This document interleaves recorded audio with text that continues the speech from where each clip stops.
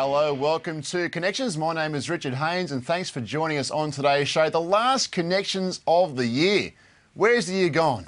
Don't know, but it's our final show today, connections@tvn.com.au. If any emails you see about today's show, any stories about today's show, email them to us. We'll do our best to answer them for you. And while we have a little bit of a break, I think it's called a hiatus in the TV world, fire us off some emails. Any stories you might want to bring to our attention, we'd love to cover them before the next season. Well, as the season closes, we are joined by a special studio guest who really, in our industry, is looking towards the future. And I speak of Brianne Sharp from the Darley Flying Start course. Brianne, thanks for joining us on the show. No problem. Thanks for having me. How's Sydney town going at the moment? How long have you been in town for? Been in Sydney for about 2.5 weeks now, so loving it. It's going by fast. Excellent. Absolutely loving it. Now, the Darley Flying Start course has been going since 2003.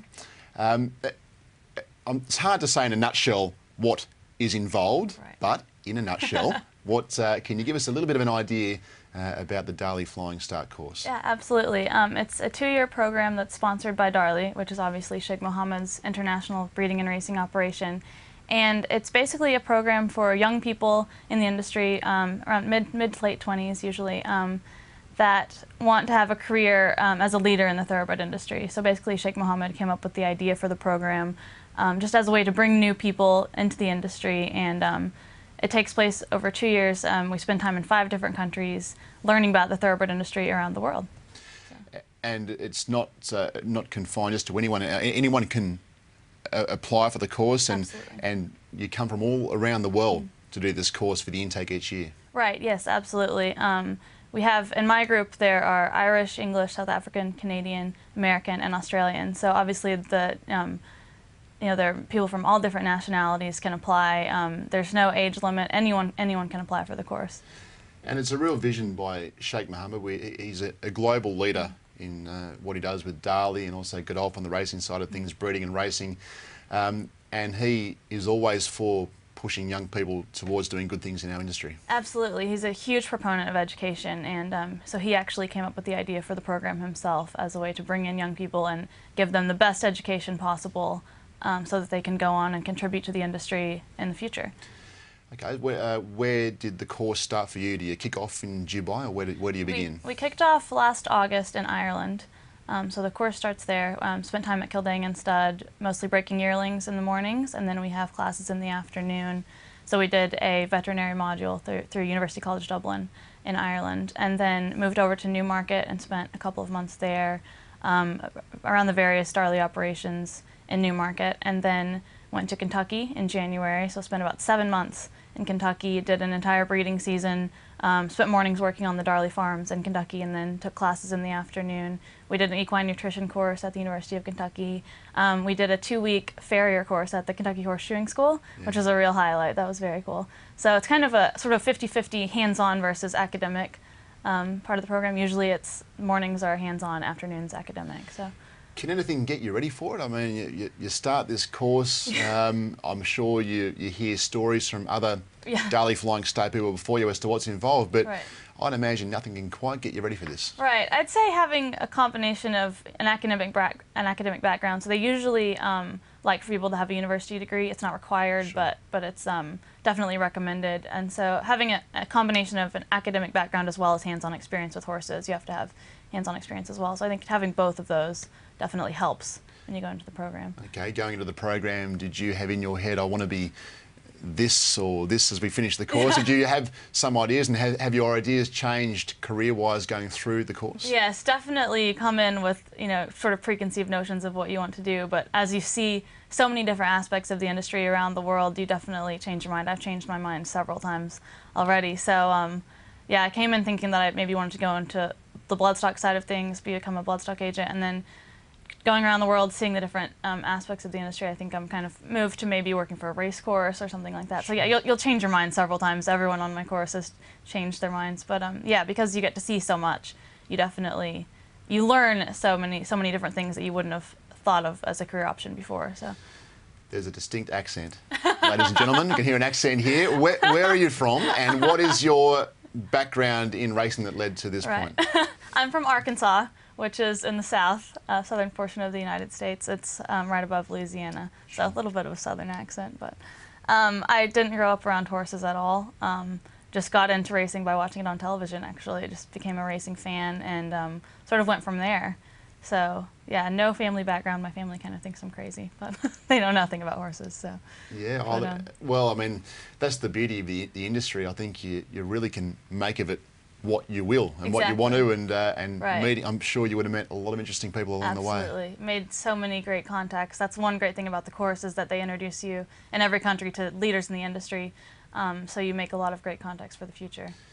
The Breeders' Cup in the States, I'm sure you would have watched that this year. Absolutely, absolutely, yeah. A little bit disappointed. I was actually rooting for So You Think, hoping you could get the job done. But yeah, definitely. It's a great time. Okay, and now you're in Sydney at the current time, and you're with the John O'Shea stable, and Right. also Jason Abrahams, the champion thoroughbreds. Exactly.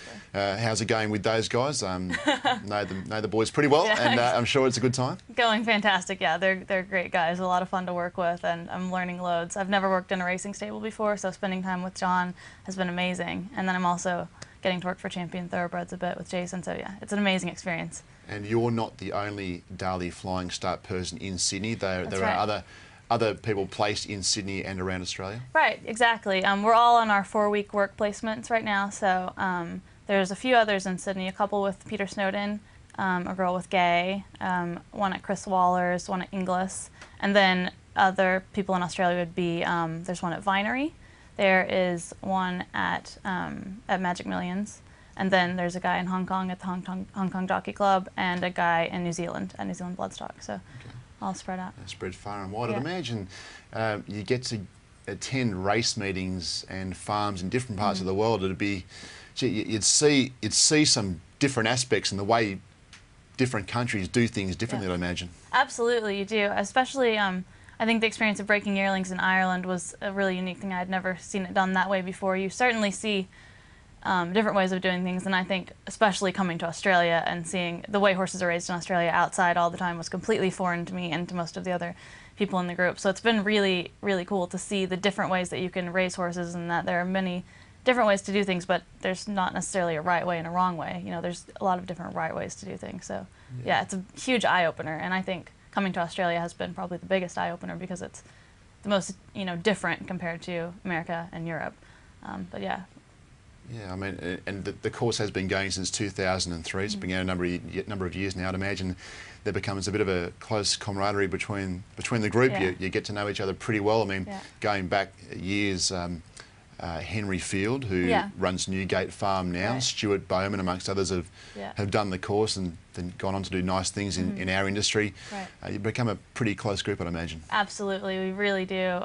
We've been together pretty much every day for the past 18 months, so you do become very, very close to the other students. And it's going to be hard when we finish. We'll finish in July, and it's going to be really tough because I'm going to miss everyone a lot. We've become very, very good friends. Yeah, that was the next question. Where to next when you finish your time with the O'Shea Right. stable? And tell you what, his stable's been firing the last little bit. Can we put it down to a new arrival at the I feel stable? like You mine might be a lucky some charm. kind of Yeah. responsibility. But where to next for you? How long does the course? What's the duration? The course finishes soon, Right. and what is up for you next? We will go to Dubai at the beginning of January and spend 3 months there. So we'll be there for the carnival, be there for the World Cup, Yeah. which will be amazing. And then after that, we go back to Ireland at the beginning of April, and we'll have 3 months in Ireland to finish up, and then we graduate in Ireland around the middle of July. So, Okay, yeah. That's great. Any stories from the tour you can tell us, or what happens on tour stays on tour with the group? On tour. Whatever happens with you guys stays with you guys, I imagine. There's some things I'm sure you can't tell us. We managed to have a little fun. We're busy, but yeah, we managed to. We do get to do a lot of traveling, and we make time on the weekends to see the sights wherever we are. So it's been really great. We did we organized a weekend in Paris for the ARC while we were in Ireland, Fantastic. and so got to go spend a weekend in Paris. Then most of us have organized a trip to Hong Kong as soon as we finish in Australia to go to the races there. So yeah, we do definitely manage to see the sights and get out and have a good time as well. And so definitely. we're having a yarn in the car on the way in here, Yeah. and you've be able to see the great black caviar. You gave her a pat. You saw Exactly. the great We horse did. up close in person. We did. It was amazing. We spent the week in Melbourne during Cup Week, and we were able to go to Peter Moody's and see her and go in and get our picture made with her and give her a pat. the week leading up to the Patent Act. So that was very cool. Yeah. Did you go racing in Melbourne? We did. We went all 4 days. So wow, unbelievable. How does that carnival compare to others around the world you've been to? Honestly, I think it's the best racing that I've seen. I think the facility is the best that I've seen, and the quality of the racing is just unbelievable. So it was my favorite racing experience that I've had so far on the course. Yeah. So. Okay. Now, is there an intake, a yearly intake, or is it bi-yearly? How does it work? And if there's a young person out watching Connections at the moment, and they're watching this saying, "Oh, I'd love to be involved," and then, "Oh, I'm too old for it now. I'd love to apply for the course." But how can young people that would like to be involved in the Daily Flying Start apply for this course? Right. Yes, there's a yearly intake. They take 12 people from around the world every year. It begins in August, as I said, in Ireland, but they start taking applications around the beginning of January.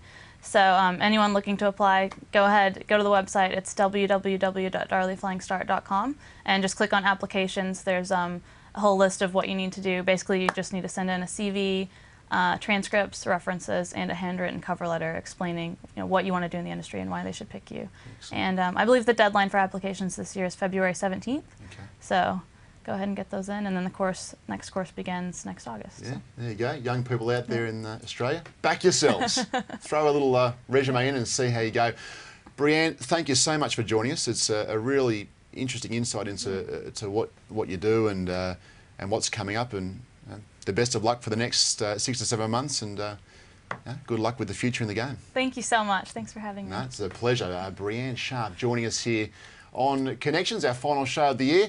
Connections at tvn.com.au.